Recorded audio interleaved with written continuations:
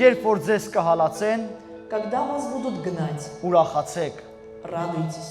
վարձք ունեք դրա համար։ У вас есть награда. Հալելույա։ Аллилуйя. Փաստորեն փառք Տիրոջը, որ մեզ հալածում են։ Значит, слава Господу, что нас гонят. Փոքր ժամանակ հիշում եմ, երբ որ փողոցով քայլում էի, Я помню, когда я был маленьким, и я шел по улице. իմ տարիքակից երեխաները բոլոր հետևիցս բղավում էին ու ասում էին հավատացյալ, հավատացյալ։ И все мои ровесники кричали в спину: «А, верующий, верующий! Կամ էլ ալելույա, ալելույա։ Аллилуйя, аллилуйя!» Դե այդ պահին ասում եմ շուտ անցնեմ այս ճանապարհը, И я подумал, быстро пройти мне эту дорогу. բայց հետո ներսս ուրախանում էի։ А внутри я радовался. Ասում էի փառք ես Տեր քո անունի համար հալածվեցի։ Я говорю: Господь, слава тебе, я за твое имя был изгнан. Ինչու է այդպես մտածում։ Почему я так думал? Եկեղեցին դրա մասին շատ էր խոսում։ Потому что церковь об этом говорила много.